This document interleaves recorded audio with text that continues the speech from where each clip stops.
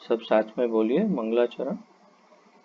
ओम अज्ञानतिमिरान्धस्य ज्ञानाञ्जनशलाकया चक्षुरुन्मीलितं येन तस्मै श्रीगुरवे नमः। श्रीचैतन्यमनोभीष्टं स्थापितं येन भूतले स्वयं रूप कदा मह्यं ददाति स्वपदान्तिकं। वन्देऽहं श्रीगुरुं श्रीयुतपदकमलं श्रीगुरून् वैष्णवांश्च श्रीरूपं साग्रजातं सहगण रघुनाथान्वितं तं सजीवं साद्वैतं सावधूतं परिजनसहितं कृष्णचैतन्यदेवं श्रीराधाकृष्णपादान् सहगण ललिता श्रीविशाखान्वितांश्च। हे कृष्ण करुणा सिन्धो दीनबन्धो जगत्पते गोपेश गोपिकान्त राधाकान्त नमोऽस्तुते। तप्त कांचन गौरांगी राधे वृंदावनेश्वरी वृषभानुसुते देवी प्रणमामि हरिप्रिये।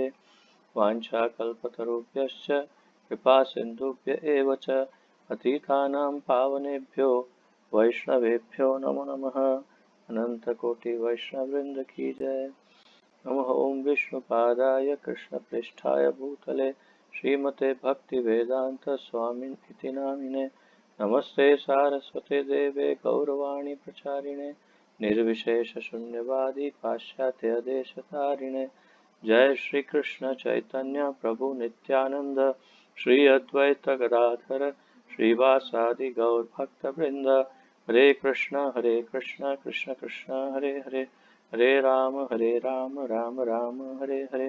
हरे कृष्ण कृष्ण कृष्ण हरे हरे हरे राम राम राम हरे हरे। हरे कृष्ण कृष्ण कृष्ण हरे हरे हरे राम राम राम हरे हरे।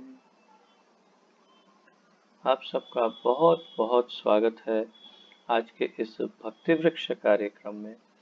और प्रति सप्ताह हम एतवार के दिन संडे के दिन भक्ति वृक्ष का ये अत्यंत मनोहर कार्यक्रम संपन्न करते हैं। तो आप सबका बहुत स्वागत है भक्ति वृक्ष में। और आज हम 43rd वीक 43वां सप्ताह करने जा रहे हैं। तो जैसा कि आप जानते हैं भक्ति वृक्ष में सबसे पहले हम श्री नामामृत उसके पश्चात आध्यात्मिक उन्नति में श्रीमद् भगवद गीता यथारूप से एक श्लोक तथापि उसके पश्चात श्री नाम प्रचार ही सार है इस ग्रंथ से अध्ययन करते हैं। तो आइए श्री नामामृत से आज शुरुआत करते हैं हर बार की तरह। और आज एक विशेषता है इस कार्यक्रम में कि आज का जो नामामृत है वास्तव में उसे आप पहले एक बार आध्यात्मिक उन्नति में स्टडी कर चुके हैं, लेकिन वो बहुत ही शुरुआत में भक्ति वृक्ष में प्रारंभ में आया था। और आप में से काफ़ी मेंबर बाद में जुड़े हैं और शायद स्मरण ना भी हो, परंतु ये इसलिए महत्वपूर्ण है क्योंकि हमारे श्रील प्रभुपाद जी ने इसका ऑडियो रिकॉर्डिंग किया हुआ है इसी स्क्रिप्ट का। और उसी की चर्चा आज हम करेंगे यहाँ पर श्री नामामृत में। तो भगवान के नाम का क्या महत्व है वो प्रभुपाद जी अपने ऑडियो वॉइस मैसेज में इसे बोलते हैं। और ये रिकॉर्डिंग में आपको क्लास के अंत में जब कल मैं आपको इसका वीडियो और ये इसका जो इसके जो पेजेस हैं वो सब भेजूंगा प्रश्नोत्तरी के साथ, तो उसके साथ इसका ऑडियो रिकॉर्डिंग भी भेजूंगा। तो एक बार और प्रभुपाद जी की आवाज़ में अवश्य सुनिएगा। और ये इसीलिए बहुत महत्वपूर्ण है और हम इसकी आज फिर से एक बार चर्चा करने वाले हैं। पहले हमने प्रचार ही सार में किया था, क्षमा कीजिए, आध्यात्मिक उन्नति में किया था, और अब हम इसे आज श्री नामामृत के अंतर्गत कर रहे हैं। तो आइए मैं पढ़ता हूँ, आप ध्यान दीजिएगा।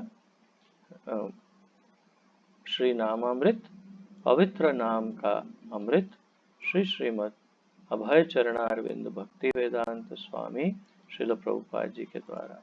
श्रील प्रभुपाद की जय।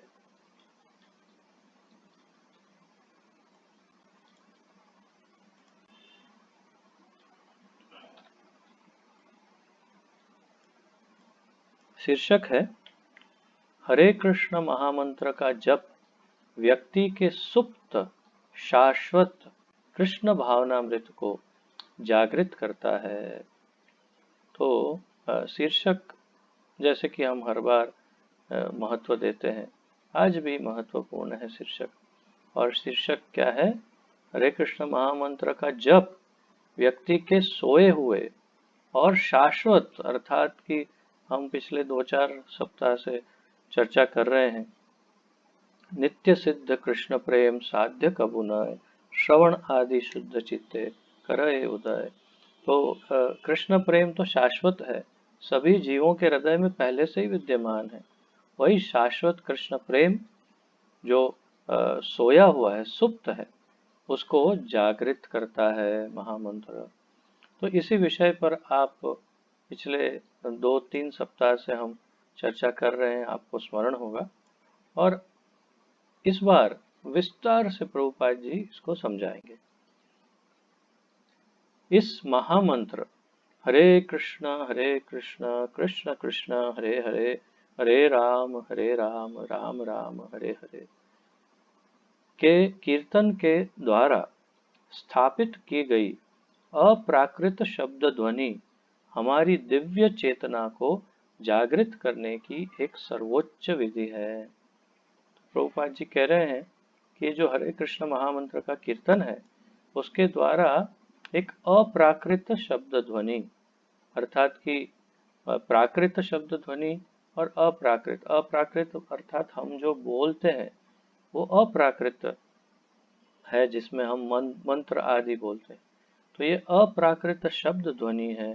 प्राकृत शब्द ध्वनि प्रकृति से उत्पन्न होती है। जैसे प्रकृति के जो भी कार्य हैं, जैसे बिजली गिरती है या बादल गरजते हैं, तो जो ये सारी प्राकृतिक हवा चलती है, परंतु हम बोलते हैं अप्राकृत शब्द ध्वनि है। तो ये हरे कृष्ण महामंत्र एक ऐसी अप्राकृत शब्द ध्वनि है जो हमारी दिव्य चेतना को जागृत करने की सर्वोच्च विधि है। तो अगर आपको थोड़ा भी स्मरण हो, तो पहले जब इसकी चर्चा हमने पहले की थी भक्ति वृक्ष की शुरुआत में, तब हमने ये चर्चा अवश्य की थी। और पिछले कुछ क्लासेस में भी हमने ये आपको बताया था कि अगर कोई सोया हुआ व्यक्ति हो, उसे जगाना हो, तो आवाज करनी पड़ती है। और कैसी आवाज करने से कौन सा व्यक्ति जागता है, ये एक अलग विषय है। क्योंकि कोई व्यक्ति साधारण आवाज होते ही उठ जाते हैं, और किसी किसी को ढोल नगाड़े बजाओ तब वो जागृत होता है सोया हुआ। तो ऐसे भी सोते हैं कोई कोई। इससे मुझे स्मरण हुआ कि मेरी आयु लगभग 10-12 वर्ष की होगी, और एक कॉलोनी में हम लोग जहाँ निवास करते थे, वहाँ मेरे माता पिता जो है वो बाहर गए हुए थे, और दरवाज़ा लॉक किया और चाबी भूल गए अंदर ही घर में। और वैसे तो चाबी रखते हैं अपने पास, लेकिन चाबी भूल गए और मैं सो गया। अब वो वापस आए और फिर बेल बजाया, मैं उठा नहीं। तो 2-4-8-10 बार बेल बजाए, मैं नहीं उठा। फिर दरवाज़ा जोर जोर से मारा, कोई फर्क नहीं पड़ा। अब उनको भय बैठ गया कि क्या हो गया है, अंदर है ये, और क्या हो रहा है इसके साथ। तो माता पिता को स्वाभाविक है, डर लगता है ना, तो डर गए। फिर पड़ोसियों को बुलवाया, पड़ोसी आए, बाहर से चिल्लाने लगे, अरे उठ उठ, जल्दी उठ, देख क्या हो रहा है। लेकिन कोई असर नहीं। फिर ज़्यादा डर लग गया सबको कि कुछ गड़बड़ हो गई हो, लगता है अंदर। तो हमारे एक पड़ोसी जो है, वो हमारी वो पहली मंजिल पर घर था, तो किसी और की बालकनी से मेरी हमारी बालकनी में छलांग लगाई, और हमारी बालकनी के दरवाजे से घर के अंदर उन्होंने झांक के देखा। तो देखा तो मैं सो रहा था आराम से। तो बाहर से आवाज लगाई जोर जोर से, अरे अब तो उठ, बहुत हो गया, मैं यहाँ तक पहुँच गया बालकनी में, तो अब तो उठ तू। तो फिर मैं उठ गया, और फिर मैंने कहा अरे आप यहाँ कैसे बालकनी में? तो कहा कि अरे तू पहले दरवाजा खोल, फिर आगे बात करते हैं। तो तात्पर्य ये है कि कौन कैसे उठता है, वो अलग अलग तरीके होते हैं। तो मैं वैसे उठा, जब वो बालकनी तक पहुंच गए तभी मैं उठ पाया। और कोई कोई लोग छोटी सी एक पिन भी गिर जाए तो आवाज से उठ जाते हैं, अरे क्या हुआ क्या हुआ क्या हुआ। तो हमारी जो चेतना है वो इतनी अधिक सोई हुई है कि जैसे मुझे उठाने के लिए आना पड़ा, वैसे ये हरे कृष्ण महामंत्र को वारंवार वारंवार वारंवार अनेकों बार जब हम उसका जप एवं कीर्तन करेंगे, तब कहीं जा करके हमारी इस चेतना शायद जागृत हो जाए। तो इसलिए हमें निरंतर इसका जप एवं कीर्तन का प्रयास करना होगा। तो चेतना आत्मा होने के कारण हम सभी मौलिक रूप से कृष्ण भावना भावित जीव हैं, परंतु अनादिकाल से जड़ पदार्थ के संग के कारण हमारी चेतना भौतिक वातावरण के द्वारा दूषित हो चुकी है। तो अ, ये ये सब चर्चा हम कई बार क्लास में पहले कर चुके हैं कि किस प्रकार हम इस भौतिक प्रकृति के संपर्क में आने के कारण हमारी चेतना को दूषित कर बैठे हैं, और इस प्रकार दूषित चेतना के कारण हम भगवान को भुला बैठे हैं। और साथ ही हमें हमारी जो वास्तविक मूल स्थिति है, जीवेर स्वरूप है कृष्णेर नित्य दास, वो हमारी नित्य जो कृष्ण के साथ हमारा जो संबंध है वो हम भूला बैठे हैं। हम अपने आप को ये शरीर और अमुक व्यक्ति, अमुक लिंग, अमुक देश का, ऐसे ऐसे ऐसे हम अपने आप को मानकर, वही सत्य मानकर जीते हैं। मैं स्त्री हूँ, मैं पुरुष हूँ, मैं इतने वर्ष का हूँ, मेरे ये परिजन है, मैं इस देश का हूँ, मेरी भाषा ये है, जो भी है। और जब ये शरीर छूट जाता है तो ये सारी स्मृतियाँ समाप्त हो जाती है, दूसरे शरीर में पूरा नया खेल। तो ये सब हो रहा है, हम जड़ पदार्थ प्रकृति के संपर्क में है, इसीलिए ये बारंबार हो रहा है। और इसीलिए हम बारंबार दुखी भी हो रहे हैं, कष्ट भोग रहे हैं। तो जैसे भगवत गीता में भगवान बताते हैं, ममेव अंशो जीवलोके जीवभूतः सनातनः मनः षष्ठानि इंद्रियाणि प्रकृति स्थानि कर्षति। तो प्रकृति स्थानी कर्षति, सब प्रकृति के संपर्क में आने के कारण सब सब बहुत दुख भोग रहे हैं हम जीव। भगवान स्वयं बताते हैं कि तुम दुख भोग रहे हो क्योंकि तुम प्रकृति स्थूल पदार्थ के संपर्क में हो। तो प्रभुपाद जी यही बता रहे हैं। जिस भौतिक वातावरण में हम अब निवास कर रहे हैं उसे माया अथवा ब्रह्म कहा जाता है। ये है माया अर्थात ब्रह्म। हम जिसको सत्य समझ रहे हैं वास्तव में ये भ्रम है। तो प्रभुपाद जी समझाते हैं आगे, माया का अर्थ है वह जो नहीं है। माया, माया, माया मतलब माँ मतलब नहीं, या मतलब ये सत्य नहीं है। जो हमारी इन आंखों को दिख रहा है, जो हमारी इंद्रियों को महसूस हो रहा है, वास्तव में ये सत्य नहीं है। हम ये शरीर नहीं है। ये सारे हमारे संबंधी जो दिख रहे हैं वो वास्तव में हमारे संबंधी कुछ कुछ वर्षों तक ही है, और उन वर्षों की कोई गिनती नहीं है। हमने इतने लाखों जन्म अब तक लिए हैं, और ये कितने दुर्भाग्य की बात है कि हम इतने हमारे लाखों जन्मों को भूल गए। उन लाखों जन्मों में हमारे सारे परिजनों को भी भूल गए, हमारे बच्चों को, माता पिता, पत्नी पति भाई बहन सबको भूल गए, मित्रों को सबको। और हो सकता है कोई हमारा पिछले जन्म में जो बहुत बड़ा दुश्मन रहा हो, वही इस बार हमारी पत्नी बन के आया हो। होता है कभी कभी। और फिर शादी के समय तो बहुत ही आहा क्या बात है, और फिर बाद में तो ऐसा हंगामा होता है घर में, तो समझ में आता है कि ये दुश्मन है कि पत्नी है कि पति है कि क्या है। तो ये सब क्योंकि हम विस्मृति हो गई ना हमारी, हमें पिछले जन्म का याद नहीं, ये तो सबसे बड़ा दुश्मन था, अभी पत्नी या पति बन के बैठा है बाजू में। तो ये सब माया के कारण है। तो माया का प्रभाव इतना प्रबल है कि माया जो सत्य नहीं है, वो सत्य हमें दिखा रही है। और वो ब्रह्म क्या है, प्रभुपाद जी पूछ रहे हैं। वह ब्रह्म यह है कि हम सभी भौतिक प्रकृति पर प्रभुत्व स्थापित करने का प्रयत्न कर रहे हैं, जबकि वास्तव में हम प्रकृति के कठोर नियमों के बंधन में बद्ध हैं। जब एक दास कृत्रिम भाव से सर्वशक्तिशाली स्वामी का स्वांग करने का प्रयत्न करता है, तो उसे भ्रम में पड़ा हुआ कहा जाता है। तो एक बहुत सुंदर उदाहरण दिया प्रभुपाद जी ने, बिल्कुल ऐसा ही जैसा हमारी हमारी दशा है, वैसा ही उदाहरण। मान लीजिए कि हम किसी बहुत बड़े अत्यंत धनवान और अत्यंत प्रतिष्ठावान व्यक्ति के वहां हम नौकर हैं, मान लीजिए। और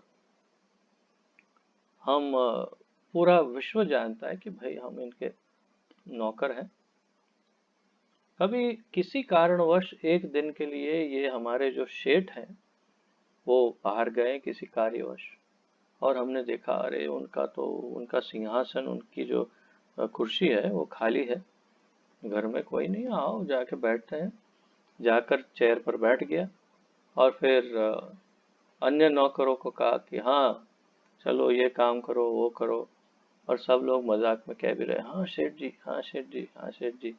वास्तव में और फिर ये करते करते हम भूल भी जाते हैं थोड़ी देर के लिए कि मैं वास्तव में सेठ हूँ कि नहीं, बहुत गर्व महसूस होता है। और अचानक दरवाजा खुलता है, सेठ अंदर आते हैं, देखते हैं ये क्या। तो हम एकदम से डर के सहम सहम जाते हैं और अपनी वास्तविकता को पहचान लेते हैं। परंतु अगर ये खेल चलता रहे और सेठ आए और वो कहे हाँ तुम कौन, मैं यहाँ का सेठ हूँ, तुम कौन हो, तो पूरा विश्व उनको जानता है। सब अ, वो सेठ को केवल इतना ही करना है कि अरे भाई ये पागल को यहाँ से उठा के पागल खाने में डाल दो, ये अपने आप को मैं समझ रहा है। तो वैसी ही दशा, बल्कि ऐसी ही दुर्दशा हमारी सबकी है। माया के संपर्क के कारण हम सभी वस्तुओं का अपने आप को स्वामी समझते हैं, सभी के ऊपर हम अपना स्वामित्व स्थापित करने का प्रयत्न करते हैं, और अपने आप को भगवान भी समझते हैं। और ये हमारी हमारे पागलपन की चरम सीमा है कि हम इतने मूढ़मती हैं कि हम अपने आप को भगवान भी समझने लगते हैं। तो ये फिर जब भगवान स्वयं देखते हैं कि अब बहुत हो गया, तो जैसे अ, हिरण्य हिरण्याक्ष, हिरण्यकशिपु, रावण, कुंभकर्ण, दंतवक्र, शिशुपाल, कंस आदि जैसे बड़े बड़े असुरों को उन्होंने अपनी स्मृतियां वापस दिलाई कि भाई तुम कौन हो याद करो, और मैं कौन हूँ याद करो। तो उसी प्रकार भगवान किसी न किसी प्रकार से हमारी स्मृति याद दिलाते हैं कि तू तू सेठ है, ले चल अभी कर, सुखी होके दिखा, हाँ तो ये करके दिखा, सब संचालन करके दिखा। इसके बहुत अच्छे अच्छे उदाहरण हैं। एक बहुत सुंदर उदाहरण जो हमेशा इस्कॉन में हम लोग देते हैं सबको, वो है एक समय के विश्व विख्यात बॉक्सर थे जिनका नाम था मोहम्मद अली। मोहम्मद अली बहुत बड़े बॉक्सर थे, पूरे विश्व के चैंपियन। और उस समय के किसी टीवी वालों ने उनको पूछा कि आप अपने आप के बारे में क्या कहेंगे।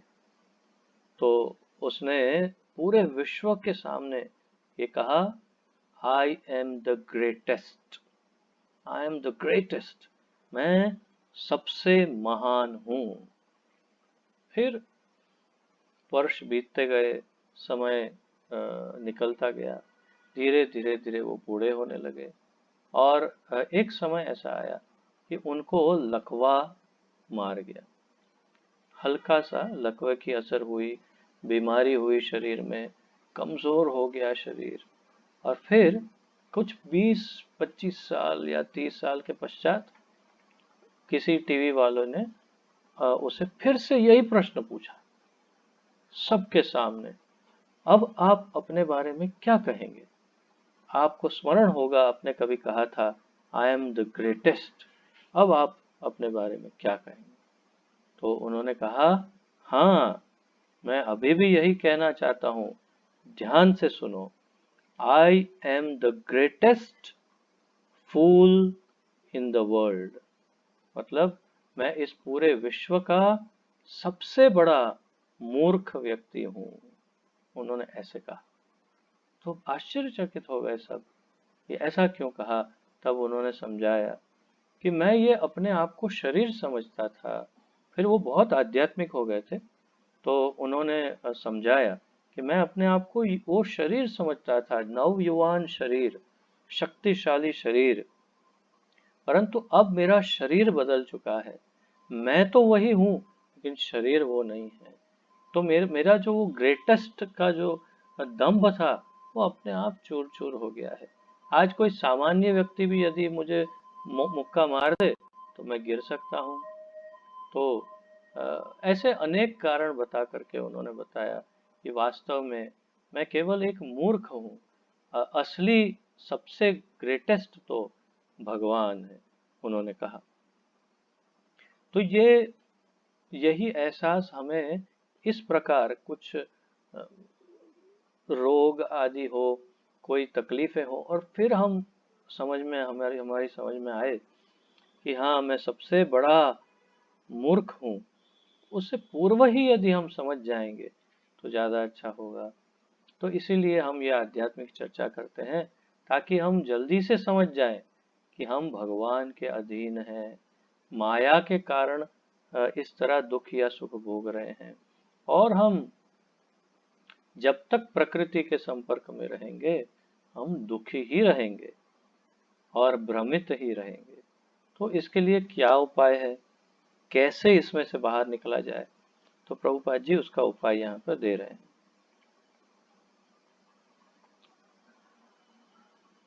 जबकि हम वास्तव में प्रकृति के कठोर नियमों के बंधन में बद्ध है। जब एक दास, ये हमने पढ़ा कि जब एक दास कृत्रिम भाव से सर्वशक्तिशाली स्वामी का स्वांग करने का प्रयत्न करता है, तो उसे भ्रम में पड़ा हुआ कहा जाता है। हम भौतिक प्रकृति के स्रोतों का शोषण करने का प्रयत्न कर रहे हैं, परंतु वास्तव में हम प्रकृति की विषमताओं में अधिकाधिक बद्ध होते जा रहे हैं। यद्यपि हम प्रकृति पर विजय पाने के लिए कठिन संघर्ष में संलग्न हैं, तथापि हम उस पर अधिकाधिक निर्भर बनते जाते हैं। हम अपनी नित्य कृष्ण भावना मृत अर्थात कृष्ण की जागृति के द्वारा भौतिक प्रकृति के विरुद्ध यह भ्रामक संघर्ष तत्क्षण ही समाप्त कर सकते हैं। कैसे समाप्त कर सकते हैं ये संघर्ष? प्रभुपाद जी कहते हैं ये माया के संपर्क से हम कैसे मुक्त हो सकते हैं। हरे कृष्णा कृष्ण कृष्ण हरे हरे, हरे राम राम राम हरे हरे। यह एक अप्राकृत दिव्य विधि है, जिसके द्वारा हम अपनी मौलिक शुद्ध चेतना को जागृत कर सकते हैं। इस अप्राकृत शब्द ध्वनि के कीर्तन के द्वारा हम अपने हृदय को सभी प्रकार के अनर्थों से स्वच्छ कर सकते हैं। इन समस्त अनर्थों की जड़ यह मिथ्या चेतना है कि मैं जो कुछ भी निरीक्षण कर रहा हूँ उसका स्वामी हूँ। सबसे बड़ा प्रमाण क्या है जानते हैं कि हम भ्रमित हैं?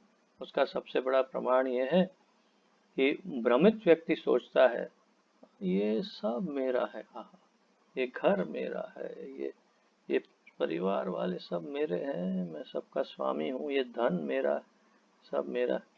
तो जिस जहाँ जहाँ वो देखता है वो सब पर अपना स्वामित्व स्थापित करता है, उसी को भ्रमित व्यक्ति कहते हैं, मूर्ख कहते हैं वास्तव में।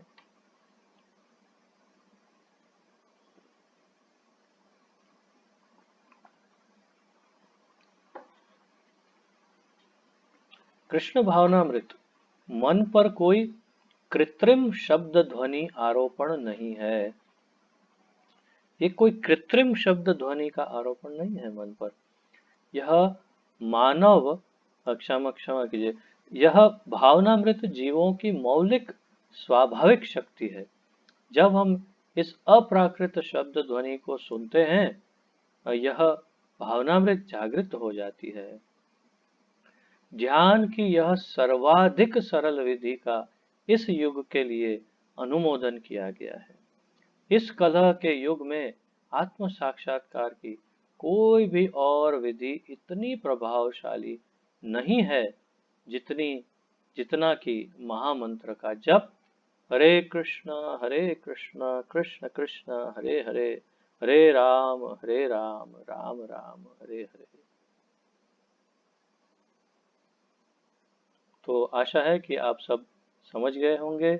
बहुत ही सरल था और प्रभुपाद जी ने बहुत अच्छे से समझाया कि हमें यदि माया के चुंगल से मुक्त होना है, अगर माया के बंधन से मुक्त होना है, यदि अपनी वास्तविकता को पहचानना है और भगवान के संपर्क में पुनः आना है, उनके दर्शन करने हैं, उनके साथ नित्य उनकी सेवा में प्रविष्ट होना है, और सबसे मुख्य बात, यदि हर प्रकार के दुख और तकलीफों से मुक्त होना है, तो हमारे पास एकमात्र उपाय है ये हरे कृष्ण महामंत्र का जप तथा कीर्तन, जो आप लोग कर ही रहे हैं। फिर भी इसका नित्य जप एवं कीर्तन की प्रैक्टिस बहुत आवश्यक है। तो किसी का, आप में से किसी का कोई प्रश्न आदि हो तो पूछ सकते हैं, अन्यथा हम आगे बढ़ेंगे।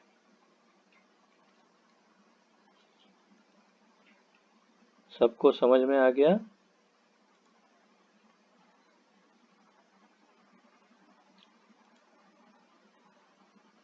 किसी का कोई प्रश्न है?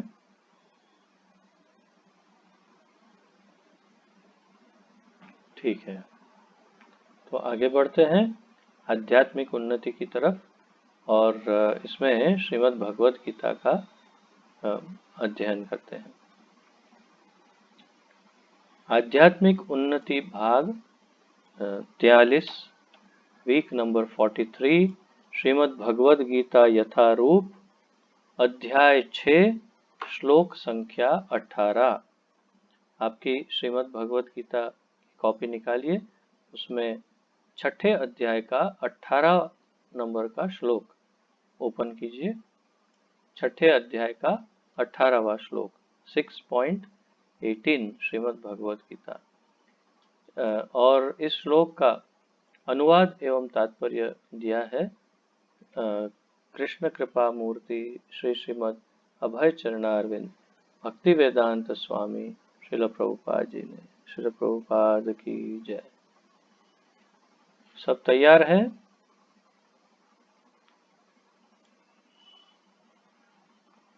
तो मैं ये श्लोक का गायन करता हूँ, उच्चारण करता हूँ, और फिर आप सब लोग एक के बाद एक इसका उच्चारण दोहराइएगा। ठीक है? तो ध्यान पूर्वक सुनिएगा, और आप उसमें से एक एक शब्द को अलग करके भी पढ़ सकते हैं, जैसा कि भगवद गीता में दिया गया है। यदा विनियतं चित्तम् आत्मन्येवावतिष्ठते निःस्पृहः सर्वकामेभ्यो युक्त इत्युच्यते तदा। यदा विनियतं चित्तम् आत्मन्येवावतिष्ठते निःस्पृहः सर्वकामेभ्यो युक्त इत्युच्यते तदा। यदा विनियतं चित्तम् आत्मन्येवावतिष्ठते निःस्पृहः सर्वकामेभ्यो युक्त इत्युच्यते तदा। और एक बार धीरे से बोलता हूँ, इसका राग भी इसी प्रकार बोलना है आपको। यदा विनियतं चित्तम् आत्मन्येवावतिष्ठते निःस्पृहः सर्वकामेभ्यो युक्त इत्युच्यते तदा। ठीक है, आप सब अब बोल पाएंगे? तो सबसे पहले कौन बोलना चाहता है? हेमंत प्रभु। हरे कृष्णा प्रभु जी, धन्यवाद। यदा विनियतं चित्तम् आत्मन्येवावतिष्ठते निःस्पृहः सर्वकामेभ्यो युक्तो इत्युच्यते तदा। हरि हरि बोल, क्या बात है। जैसे ये श्लोक पहले से जानते हो उस तरह से इतना सुंदर उच्चारण किया, बहुत ही बढ़िया, बहुत सुंदर उच्चारण किया। और कौन करना चाहेगा? हाँ, राजेश प्रभु।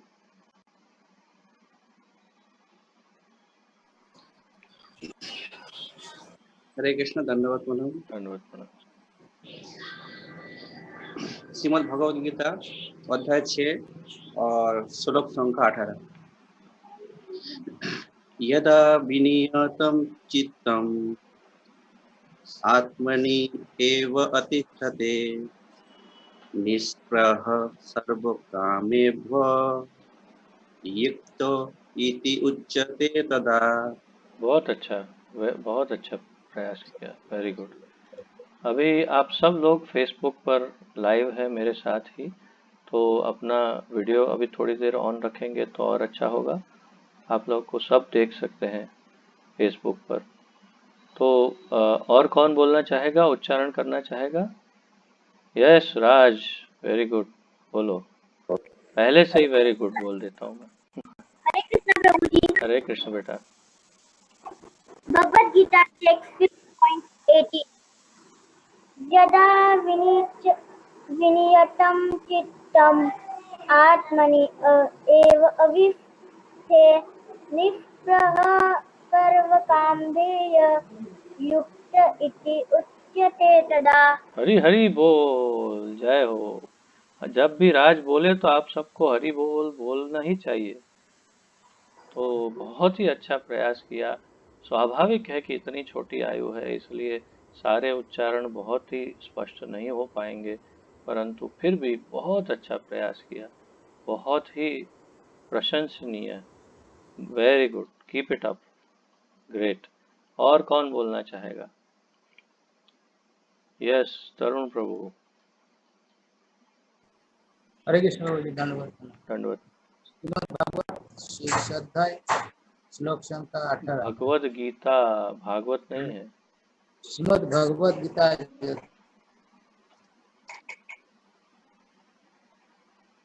यदा विनियतं चित्तम् आत्मा एव अवतिष्ठते निःस्पृहः सर्वकामेभ्यो युक्ता इति उच्यते तदा। बहुत अच्छा, काफी अच्छा प्रयास है, और थोड़ा सा अच्छे से कर सकते हैं, लेकिन मैं समझ सकता हूँ कि पहली बार कर रहे हैं, तो बहुत अच्छा उच्चारण है, वेरी गुड। और अब कौन बोलना चाहेगा? हाँ, शिव कुमार प्रभु, शिव शंकर प्रभु।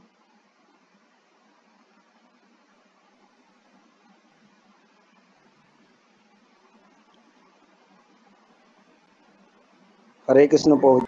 हरे श्रीमद् कृष्ण। भगवत गीता यथार्थ संघ 18। यदा विनियतं चित्तम् आत्मनि एव अवस्थितते निष्क्रिय सर्वकामेभ्यो युक्तः इति उच्यते तदा। बहुत अच्छा, वेरी गुड। और कौन बोलना चाहेगा? और कोई? यहाँ पर 1 2 3 4 5 6 7 जन का तो वीडियो ऑफ है। हाँ राजेश्वरी माता जी, मैं आपको ही याद कर रहा था, बोलिए। दंडवत प्रणाम माता जी। भगवद गीता 18 श्लोक अध्याय 18 श्लोक। यदा विनियतं चित्तम् आत्मनि एव अवस्थितते निश्चयो सर्वकामेभ्यो युक्तो इति उच्यते तदा। वेरी गुड, वेरी गुड, बहुत ही उत्तम। ये दिखाता है कि आप लोग कुछ न कुछ अभ्यास करते हैं, जिसके कारण आपका अब रीडिंग थोड़ा सुधर रहा है। तो बहुत ही अच्छा है, वेरी गुड। और कौन बोलना चाहेगा? अभी किसी ने हैंड रेस किया था, कहाँ है? हाँ संयुक्ता। हरे कृष्ण प्रभु जी। धन्यवाद, जय। भगवद गीता टेक्स्ट 6.18। यदा विनियतं चित्तम् आत्मन्येवावतिष्ठते निःस्पृहः सर्वकामेभ्यो युक्त इति उच्यते तदा। परफेक्ट, ये परफेक्ट उच्चारण है। हमेशा परफेक्ट उच्चारण लगभग 99% संयुक्ता से सुनने मिलता है। तो आप देखिए वो किस तरह से एकदम परफेक्ट उच्चारण करती है। Very good. और नेक्स्ट कौन बोलना चाहेगा? और कौन? मौलिक प्रभु।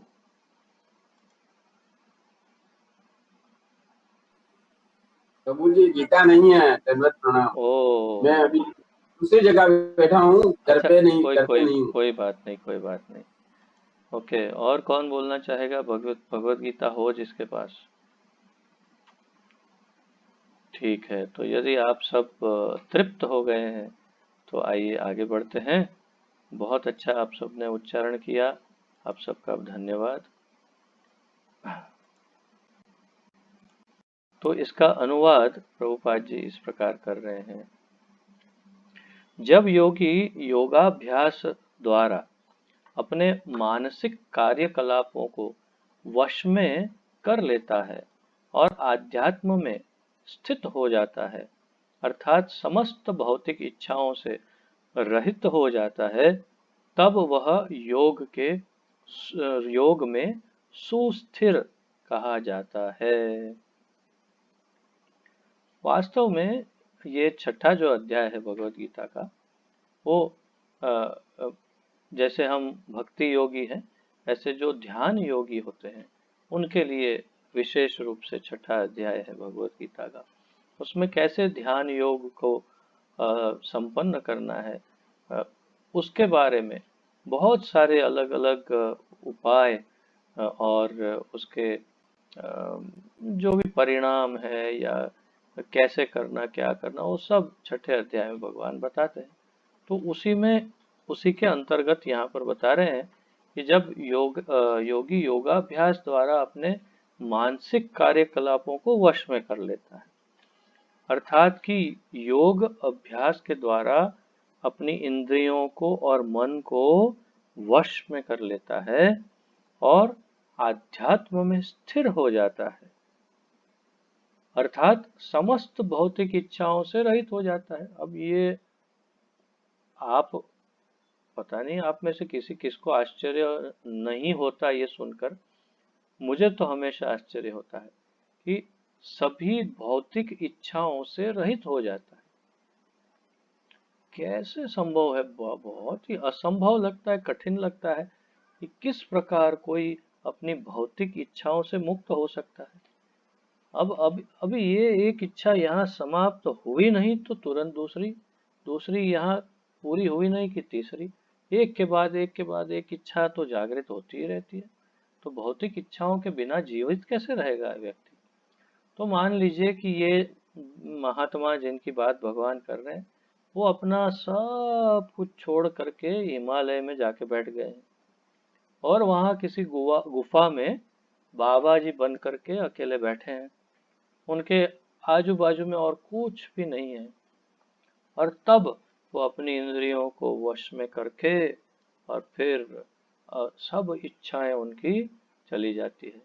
तो मुझे लगता है अगर मैं उस गुफा में बैठा हूँ तो मुझे ये भी कम से कम ऐसा तो होगा कि यहाँ कम से कम एक हीटर मिल जाता तो अच्छा रहता, और कम से कम यहाँ एक अच्छा दरवाजा होता तो मैं गुफा को बंद कर देता, और एक कंबल मिल जाए तो इच्छा तो मुझे लगता है मैं वो गुफा में बैठूंगा तो भी मेरी इच्छा चालू ही रहेगी। और यहाँ भगवान बता रहे हैं कि सारी भौतिक इच्छाओं से रहित हो जाना, तब वह योग में सुस्थिर कहा जाता है। भगवान कहते हैं मानो या ना मानो, परंतु भगवान जैसे ऐसा लगता है कभी कभी कि ये मजाक कर रहे हैं या सीरियसली कुछ ज्ञान दे रहे हैं, वही समझ में नहीं आता। वो खिंचाई कर रहे हैं या कोई गंभीर विषय पे बोल रहे हैं, वो समझ नहीं आता। तो प्रभुपाद जी ऐसा कुछ न कहते हुए उसका जो वास्तविक अर्थ है वो यहाँ पर तात्पर्य में समझाते हैं। जो भगवान कह रहे हैं उसमें से किसी भी वस्तु की चर्चा नहीं करते प्रभुपाद जी, क्योंकि प्रभुपाद जी शुद्ध भक्त हैं और जानते हैं कि भगवान यहाँ पर केवल भ्रमित ही कर रहे हैं। और अर्जुन अंत में उनसे कहने ही वाला है कि मुझसे ये सब नहीं होगा, कोई और रास्ता बताओ। तब भगवान उसको भक्ति योग ही दिखाएंगे। ये जानते हुए भगवान फिर भी सामान्य जीवन में किसी को ट्राई करना हो तो ट्राई कर सकता है। तो उसके कई उदाहरण हैं। ऐसे हजारों लोग हुए जिन्होंने हजारों वर्षों तक अपनी इंद्रियों को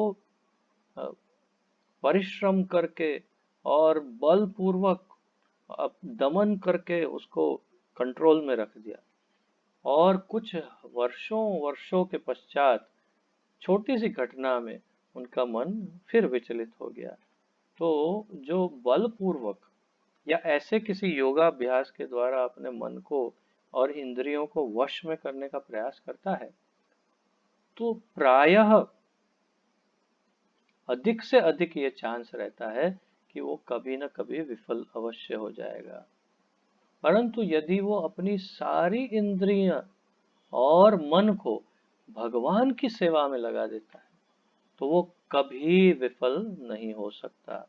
उसी बात को आज प्रभुपाद जी इस तात्पर्य में समझाएंगे विस्तार से। तो प्रभुपाद जी कहते हैं साधारण मनुष्य की तुलना में योगी के कार्य में यह विशेषता होती है कि वह समस्त भौतिक इच्छाओं से मुक्त रहता है, जिनमें मैथुन प्रमुख है। एक पूर्ण योगी अपने मानसिक कार्यों में इतना अनुशासित होता है कि उसे कोई भी भौतिक इच्छा विचलित नहीं कर सकती। यह सिद्ध अवस्था कृष्ण भावना भावित व्यक्तियों द्वारा स्वतः प्राप्त हो जाती है, जैसा कि श्रीमद् भागवत के 9वें स्कंद के 4थे अध्याय के 18वें, 19वें और 20वें श्लोक में कहा गया है। तो प्रभुपाद जी ने देखिए थोड़ा सा वर्णन किया उस योगी का और सीधे चले आए भक्ति योग के ऊपर, क्योंकि जानते ये संभव नहीं है मनुष्य के लिए, वो भी इस कलयुग के हमारे जैसे अत्यंत साधारण मनुष्य के लिए। बिल्कुल हम सामान्य जीव हैं, कोई योगी नहीं है, तो हमारे जैसे साधारण मनुष्यों के लिए तो ये लगभग असंभव ही है। और इसीलिए प्रभुपाद जी हमें इसका सर्वाधिक उत्तम उपाय दे रहे हैं। प्रभुपाद जी 9वें स्कंद के 4थे अध्याय के 18 से 20वें श्लोक की चर्चा कर रहे हैं। और उससे पहले क्या कह रहे हैं जो सबसे महत्वपूर्ण है, इससे पहले कहते हैं यह सिद्ध अवस्था, इस अवस्था को सिद्ध अवस्था कहते हैं जब मन बिल्कुल भी विचलित नहीं हो, जब इंद्रियां बिल्कुल भी विचलित ना हो, सब कुछ कंट्रोल में हो, इस अवस्था को सिद्ध अवस्था कहते हैं। और कहते हैं यह सिद्ध अवस्था कृष्ण भावना भावित व्यक्तियों द्वारा अर्थात कृष्ण भक्तों द्वारा स्वतः अर्थात स्वाभाविक रूप से अपने आप ही प्राप्त हो जाती है। अर्थात कि एक कृष्ण भक्त को हिमालय के सामने भी देखने की आवश्यकता नहीं, अंदर जाके गुफा में बैठ के हीटर की कल्पना करना तो दूर, उसको हिमालय जाने की कोई जरूरत नहीं, उसको अपने परिवार को त्याग करने की कोई जरूरत नहीं, उसे इसी वातावरण में केवल अपने हृदय को कृष्ण के चरण कमलों पर अर्पित करना है। जब वो कृष्ण भक्त बन जाता है तो स्वाभाविक रूप से उसका सब कुछ कंट्रोल हो जाता है। कैसे? तो उदाहरण दे रहे हैं प्रभुपाद जी।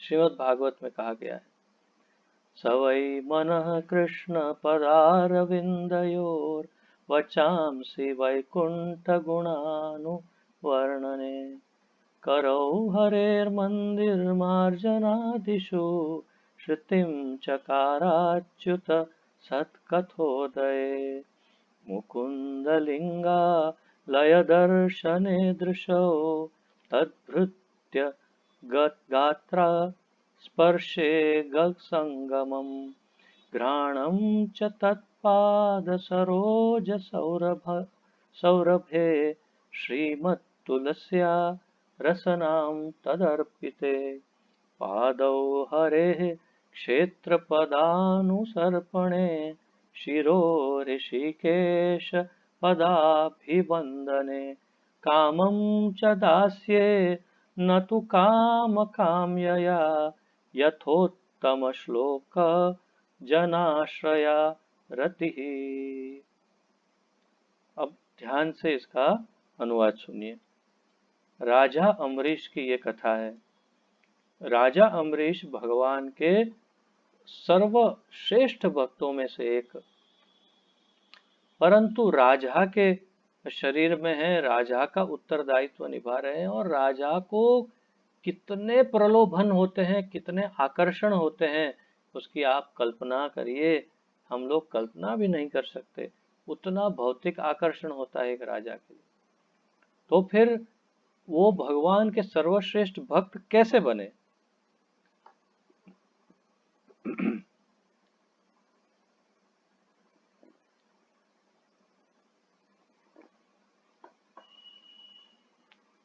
उन्होंने ऐसा क्या किया जिससे वे भगवान के सर्वश्रेष्ठ भक्त बने?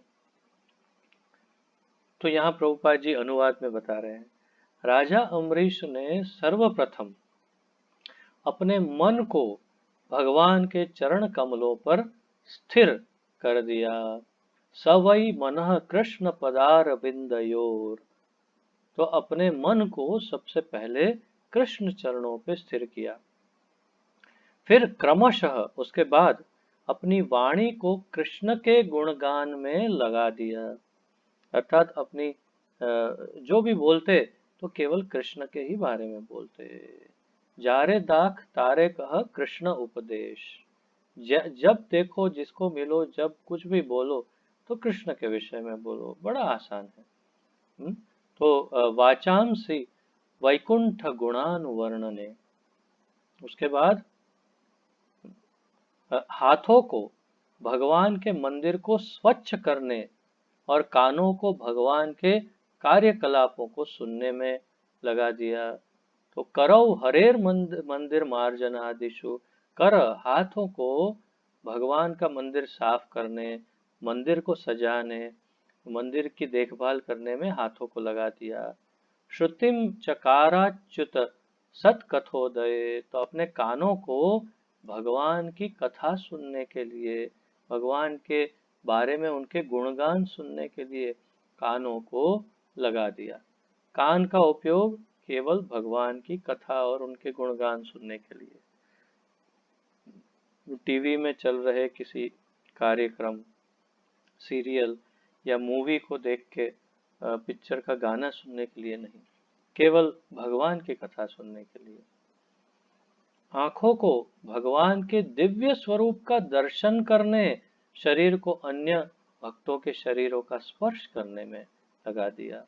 मुकुंद लिंगालय दर्शने दृशौ तद्भृत्य गात्र स्पर्शे गसंगमम। तो अपनी आंखों को भगवान के दिव्य दर्शन के लिए सदैव अपने घर के हर कोने में, हर दीवार में भगवान के 1 या 2 चित्र रखिए। और जब कभी आपकी आंख, अधिक भी रख सकते हैं, आपकी इच्छा है, परंतु कम से कम एक दीवार पर 1 आध चित्र हो। तो जब आपकी आंखें घूमे, आपका मन स्थिर हो न हो, आपकी आंखें उस भगवान के रूप के दर्शन करें, और उससे हो सकता है मन अपने आप शांत हो जाए। अरे सुंदर भगवान, क्या बात है। तो जहाँ भी आप रहते हैं उस जगह पर, सब जगह भगवान को स्थापित कीजिए और देखिए। और जब कभी भी मौका मिले, अपने घर में ही भगवान को पहले तो स्थापित कीजिए, और फिर मंदिर में जा करके उनके प्राण प्रतिष्ठित अत्यंत सुंदर और मोहक श्री विग्रह के दर्शन करिए।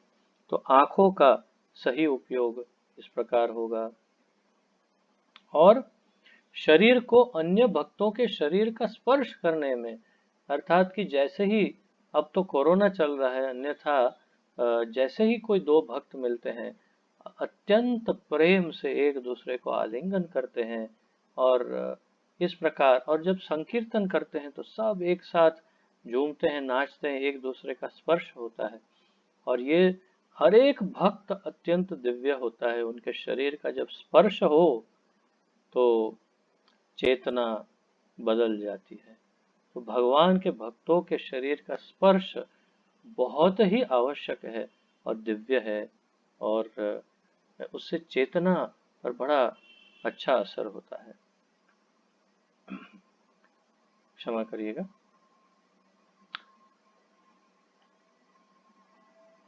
There was a phone call possibly, तो कट हो गया था। हाँ, doesn't matter, no, it's still continuing. उसके पश्चात घ्राणेन्द्रिय को भगवान पर चढ़ाए गए कमल पुष्प की सुगंध सूंघने, जीभ को भगवान के चरण कमलों पर चढ़ाए गए तुलसी पत्रों का स्वाद लेने के लिए उपयोग में लगा दिया। घ्राणम च तत्पाद सरोज सौरभे श्रीमत तुलस्या रसनाम तद अर्पिते। तो घ्राणेन्द्रिय अर्थात नाक, नाक को किसके लिए उपयोग में लिया? बहुत सुंदर, कहीं से पिज्जा की सुगंध आ रही है, बर्गर की सुगंध आ रही है, सैंडविच, डोसा, क्या बात है, अच्छा चाय आज तो बन, उसके लिए नहीं, उन्होंने नाक का उपयोग किया भगवान के चरणों पर अर्पित जो कमल है, उन पुष्पों को, कमल की सुगंध लेने के लिए नाक का उपयोग। और जिह्वा का उपयोग किसके लिए? आज तो पानी पूरी खाएंगे, आहा हा, आनंद आ जाएगा जिह्वा को, तो उसके लिए नहीं भैया। ये जिह्वा का उपयोग भगवान को चरणों में चढ़ाई हुई तुलसी पत्र का स्वाद लेने के लिए जिह्वा का उपयोग करते महाराज अम्बरीश। अब हम तो पानी पूरी में उलझे हुए हैं, राजा को क्या नहीं मिलता होगा, आपने कल्पना की है खाने के लिए? वो जिस चीज की कल्पना करे उस वस्तु को वो तुरंत प्राप्त कर सकते हैं, उसे राजा कहते हैं। परंतु फिर भी उन्होंने अपनी जिह्वा को भगवान के चरण कमलों पर अर्पित तुलसी पत्र को चखने के लिए उसका उपयोग करते थे। अब पैरों को तीर्थ यात्रा करने तथा भगवान के मंदिर तक जाने, सिर को भगवान को प्रणाम करने के लिए उपयोग करते थे। पादौ हरेः क्षेत्र पादानुसर्पणे शिरो ऋषिकेश पदाभिवंदने। तो पैरों से तीर्थ यात्रा करते यहाँ श्री वृंदावन धाम में आप आइए और अपने पैरों का सदुपयोग करिए। तो किसी भी तीर्थ पर जहाँ कृष्ण या विष्णु या नारायण का मंदिर हो, ऐसे तीर्थ की यात्रा करने तथापि अपने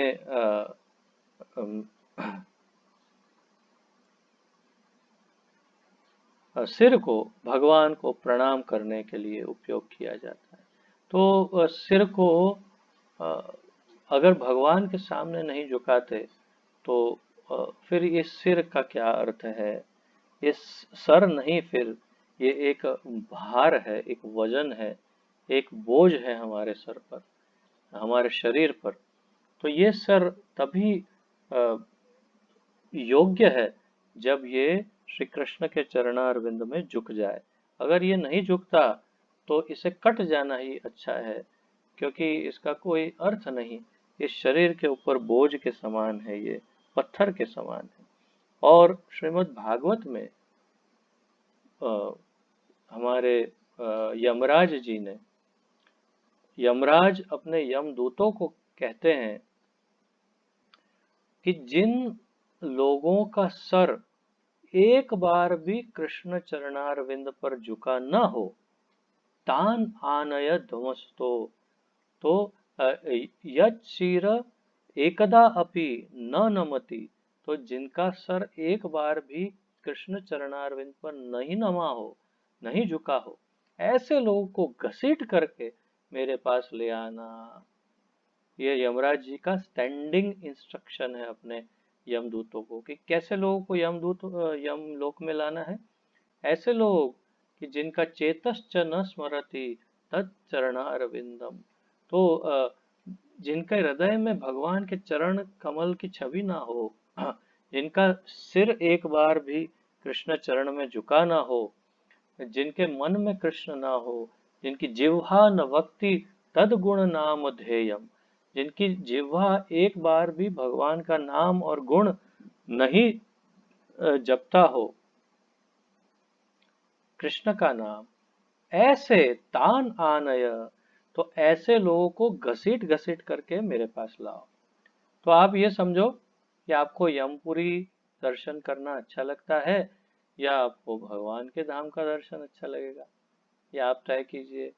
क्योंकि अगर हमारा सिर भगवान के सामने झुकता है, यदि हमारी जिह्वा कृष्ण का नाम जपती है, यदि हमारा अंतःकरण कृष्ण चरण को स्थापित किए हुए है, तो यमदूतों को ये इंस्ट्रक्शन दिया है, उनके सामने गलती से भी मत देखना, उनको दूर से ही प्रणाम करके चले जाना।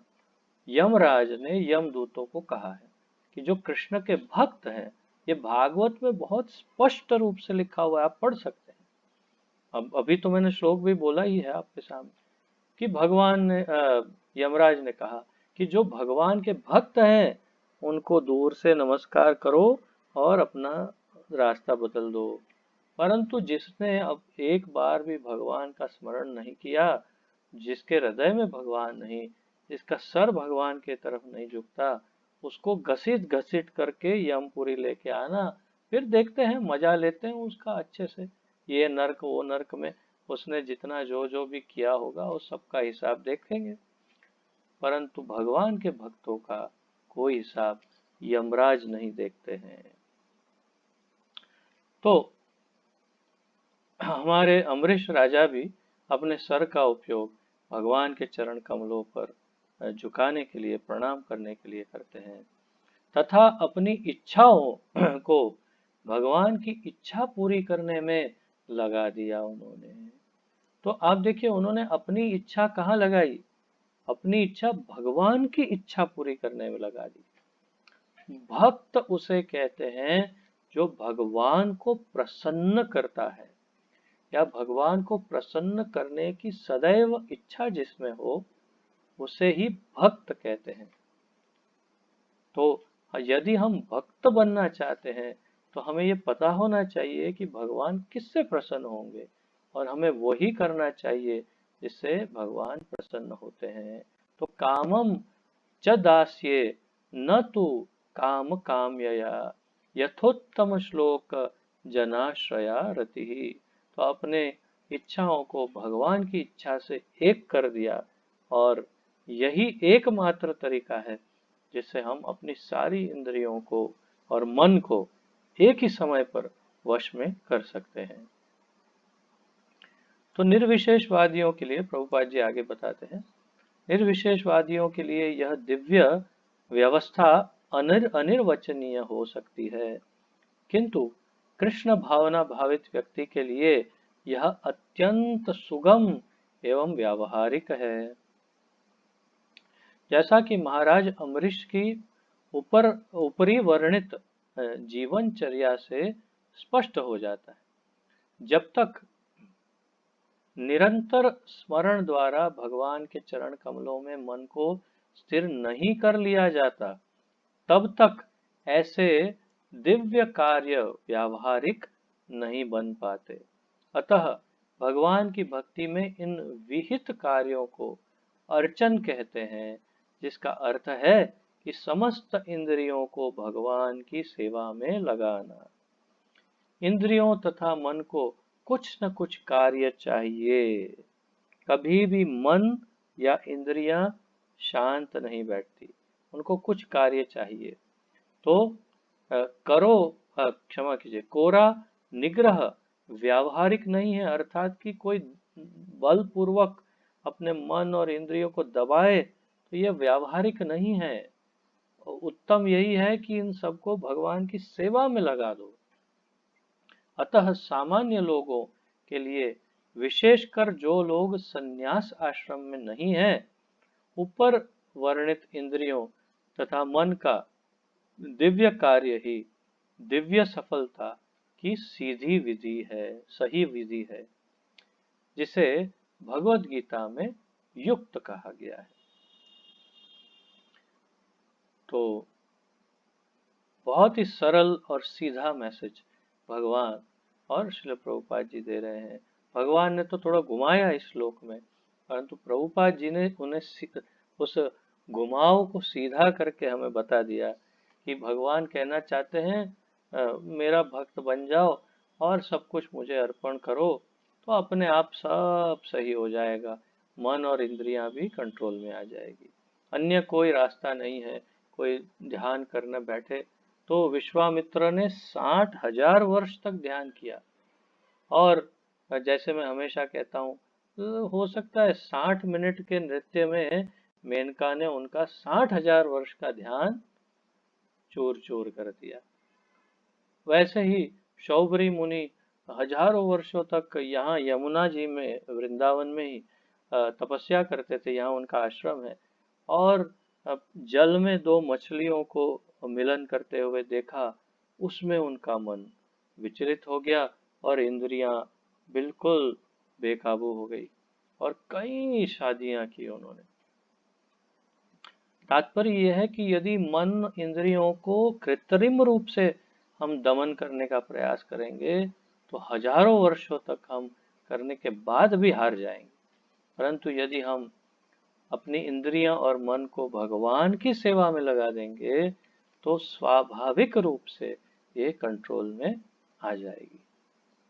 तो आशा है अब सब ये स्पष्ट रूप से समझ गए होंगे, और किसी का कोई प्रश्न आदि हो तो प्रस्तुत कर सकते हैं, अन्यथा मैं अंतिम चरण तक जाऊंगा। किसी का कोई प्रश्न आदि है?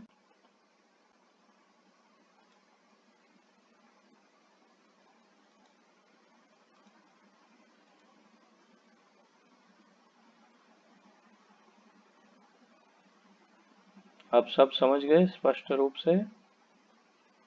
कोई दुविधा नहीं, कोई प्रश्न नहीं?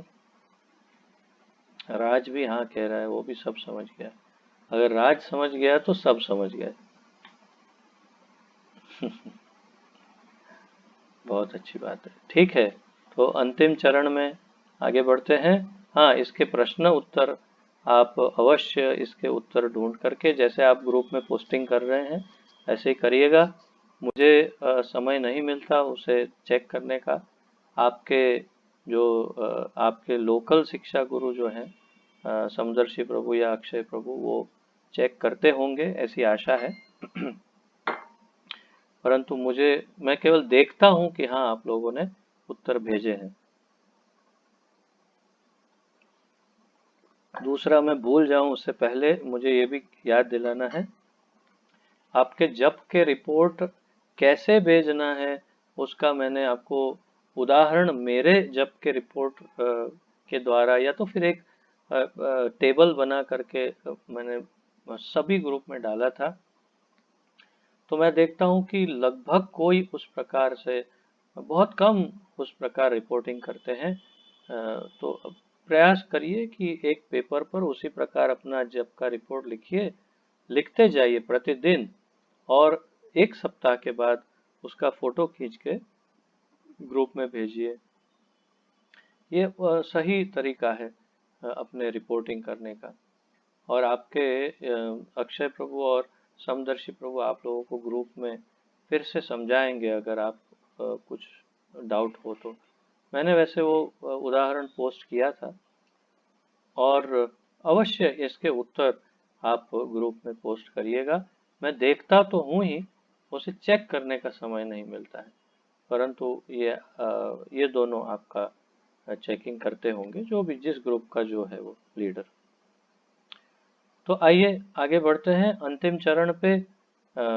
श्री प्रचार ही सार है, और उसके बाद मैं विराम लूंगा। आप सब लोग मिल करके एक माला जप करेंगे इसके पश्चात।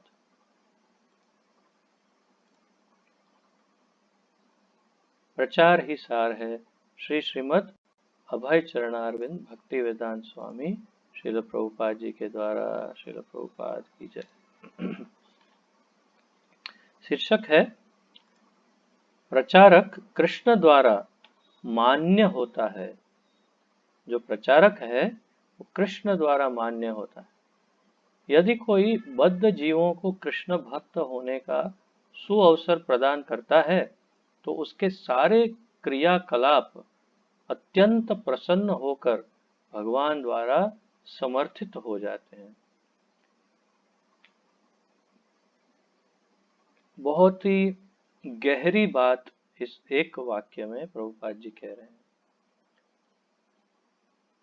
यदि इस पर बहुत गहराई से चिंतन करेंगे तो हमारे जीवन की जितनी तकलीफें हैं, जितने कष्ट हैं, जितने दुख हैं, सब का उत्तर इस वाक्य में दे दिया प्रभुपाद। इसलिए फिर से ध्यान पूर्वक चिंतन करिए, सुनिए ध्यान से। कह रहे हैं यदि कोई बद्ध जीव, तो हम सब तो बद्ध जीव हैं ही साधारण, को कृष्ण भक्त होने का सुअवसर कोई प्रदान करे, कि कोई प्रचार करे और कहे कि आप कृष्ण भक्ति में जुड़िए, माला जप करिए, कीर्तन करिए, तो कोई अगर बद्ध जीव कृष्ण भक्त बनने का उसको अवसर मिले तो क्या होगा? उसके सारे क्रियाकलाप अत्यंत प्रसन्न होकर भगवान द्वारा समर्थित हो जाते हैं। अर्थात वो जो भी करते हैं फिर उसके बाद, अर्थात भक्ति के योग्य कार्य जो भी करते हैं जीवन में, या सामान्य कार्य भी, वो सब भगवान द्वारा समर्थित हो जाते हैं। अर्थात भगवान उसको पहचानते हैं कि हाँ, ये तो भक्त है मेरा, अरे वाह, क्या बात है, बहुत अच्छा। और उनके कार्य को जब भगवान समर्थन दे देते हैं तो भगवान का अपना स्टाफ मेंबर, अर्थात कि उनकी टीम का एक मेंबर हो जाता है। और जो अपनी टीम का मेंबर हो उसे कोई कैसे कष्ट होने दे सकता है? तो कृष्ण भी उसे अपना टीम मेंबर समझ करके उसके सारे कष्टों को अपने आप ही दूर कर देते हैं। और ये हर एक भक्त के साथ यही सत्य है। जो कितने समर्पण से भगवान का होता है, उतना ही भगवान उनको हर कष्टों से अंततः मुक्त कर ही देते हैं। तो अब ये बहुत बड़ी बात है। तो पूर्ववर्ती आचार्यों के उदाहरणों का अनुसरण करते हुए इस कृष्ण भावनामृत आंदोलन के सभी सदस्यों को बद्ध जीवों के लाभ हेतु प्रयास करना चाहिए। तो हमारे पूर्ववर्ती आचार्यों का उदाहरण लेना चाहिए और उनका उदाहरण लेकर के बद्ध जीवों को भक्ति में लगाने का प्रयास करना चाहिए।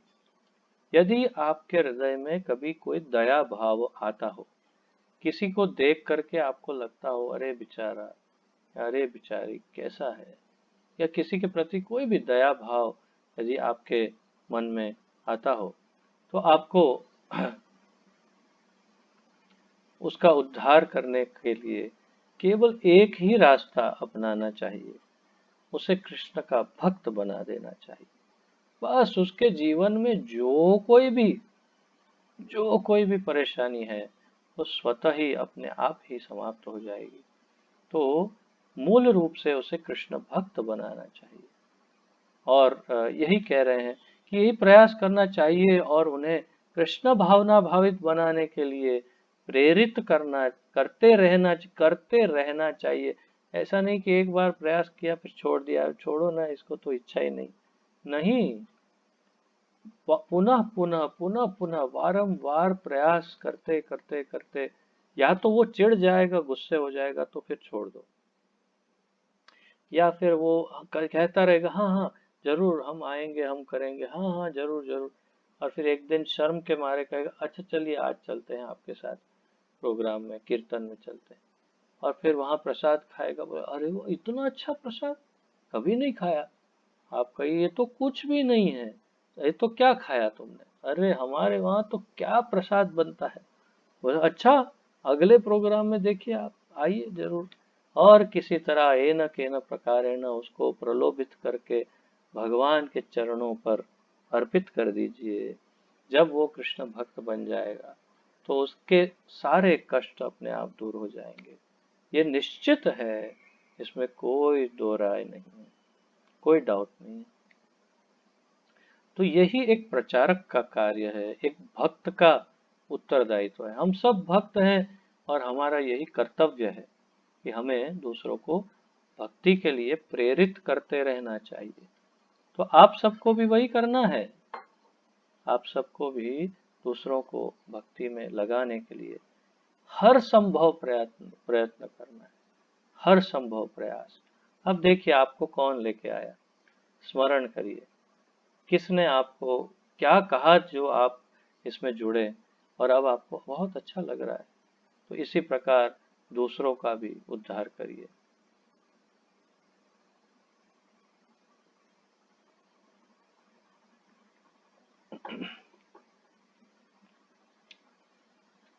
ऐसे क्रियाकलापों द्वारा प्रचारक या कोई भी अन्य प्राणी जो कृष्ण भावनामृत को फैलाने का प्रयत्न करता है, श्री भगवान द्वारा मान्य हो जाता है, जैसा कि भगवान ने भगवत गीता में स्वयं अनुमोदित किया है। जो भक्ति योग के परम रहस्यों की व्याख्या करके भक्तों को समझाता है, उसके लिए भक्ति योग सुनिश्चित है और वह अंत में मुझी को प्राप्त होगा। उससे बढ़कर अधिक प्रिय मेरा कोई सेवक इस संसार में न तो है और ना ही होगा। तो आप सब जानते हैं ये 18वें अध्याय का 68 और 69वां श्लोक है, 18.68 और 69। और मैंने आपसे कहा भी है कि इसे प्रयत्न करिए कंठस्थ करने का। सबसे महत्वपूर्ण श्लोक, कम से कम मेरी नजर से, यदि आपको कृष्ण का दर्शन करना है, यदि आपको कृष्ण के सबसे अधिक प्रिय भक्त बनना है, तो उसका फॉर्मूला, उसका उपाय, उसका सीधा रास्ता भगवान ने 18वें अध्याय के 68 और 69, 18.68 और 69 ये दोनों श्लोक में बता दिया है। गहराई से अध्ययन करिए दोनों श्लोक का और समझ जाइए क्या करना पड़ेगा जिससे हम कृष्ण का सबसे अधिक प्रिय भक्त बन सकते हैं। न च तस्मान् मनुष्येषु कश्चिन्मे प्रियकृत्तमः भविता न च तस्मान् अन्य प्रियतरो भुवि। कोई उससे अधिक न प्रिय इस धरती पर कोई न हुआ होगा, न कभी कोई होगा आगे जा करके। इस पृथ्वी में सबसे अधिक मेरा प्रिय भक्त वही होगा। कौन? यह इदम परमम गुह्यम मद भक्तेषु अभिधास्यति। जो प्रचारक है, जो दूसरों को भक्त बनाता है, उससे अधिक प्रिय मुझे और कोई भी नहीं है। भगवान कृष्ण का स्टेटमेंट है। अब आप लोग तय करिए, यदि भगवान का प्रिय बनना है और यदि सबसे अधिक प्रिय बनना है तो प्रचार करना अनिवार्य है, बहुत आवश्यक है। चिंता मत करिए यदि हमारी भाषा इतनी अच्छी ना हो या बोलने में इतना एक्सपर्टीज, प्रभुत्व ना हो। चिंता मत करिए, केवल ठाकुर जी को हृदय में, मन में, सब जगह बैठा करके बस उनसे कहिए, आप बोलिए ठाकुर जी मेरे शरीर का उपयोग करिए, आप बोलिए और सबको भक्त बनाइए, और फिर देखिए भगवान आपको कैसे शक्ति प्रदान करते हैं। मूकम करोति वाचालम पंगुम लंघयते गिरिम। तो जो मूक है, जो बोल नहीं सकता, वो बहुत वाचाल हो जाता है, और पंगु जिसके पैर नहीं है वो पर्वत चढ़ सकता है। ऐसी ऐसी शक्ति कृष्ण प्रदान कर सकते हैं। तो समर्पण से ये प्रार्थना कीजिए कि मुझे आपको जो प्रिय है वो कार्य करना है। यदि आप चाहते हैं कि मैं प्रचार करूं तो मुझे प्रचार करना है। बस आप शक्ति दीजिए और देखिए ठाकुर जी आपको अवश्य शक्ति प्रदान करेंगे। ठीक है, तो आज यहीं पर विराम लेते हैं। ये लिया गया था श्रीमद् भागवतम के छठे स्कंद के चौथे अध्याय का 44वां श्लोक के तात्पर्य से। किसी का कोई प्रश्न आदि हो तो पूछ सकते हैं, अन्यथा मैं विराम लूंगा और आप सब समदर्शी प्रभु के साथ एक माला जप करेंगे। किसी का कोई प्रश्न आदि है, अपने वीडियो को आप ऑन कर सकते हैं अभी, ताकि आपके दर्शन, अभी भी फेसबुक पे लाइव चल रहा है, बहुत ही लोग देखते हैं और आपके भी दर्शन सब कर सकते हैं और मुझे भी आपके दर्शन मिल जाए। धन्यवाद। तो किसी का कोई प्रश्न हो तो पूछिए, अन्यथा मैं आपसे आज्ञा चाहूँगा।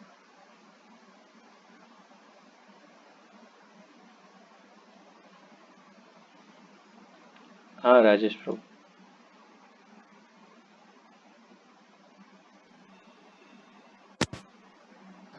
ठीक है, धन्यवाद, प्रणाम।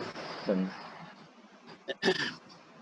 प्रभु जी, जैसे आज प्रचार कार्यों के लिए किस तरह आगे बढ़ना है, उसी तरह से हमको आज श्रवण किया हमने। तो जैसे कि आज की एक बात है, जैसे आज एकादशी है, तो हम थोड़ा बहुत प्रसादी ले रहे थे। तो आज तो उसी टाइम एक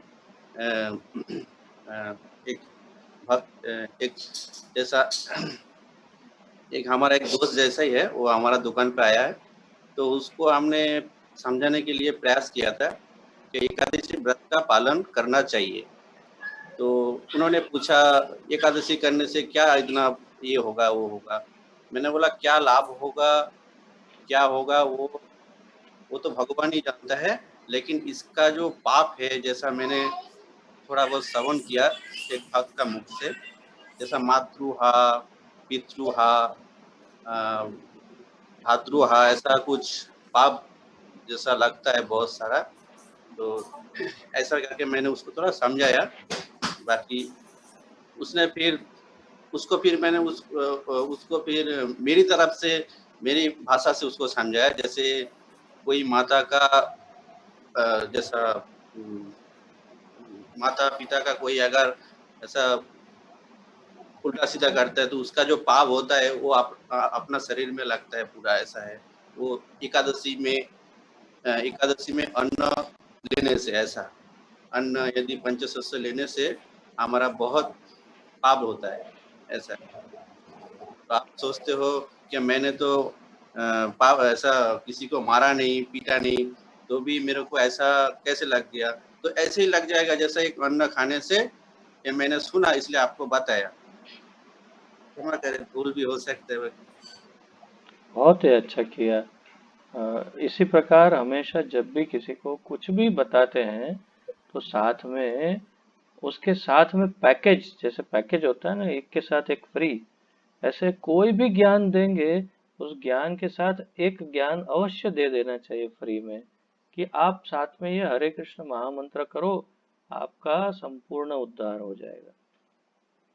एकादशी व्रत से तो पाप नष्ट होते हैं उसमें थोड़े तपस्या करनी पड़ती है, परंतु हरे कृष्ण महामंत्र का जप और कीर्तन करने से हर प्रकार के हर प्रकार के बंधन और पाप नष्ट हो जाते हैं।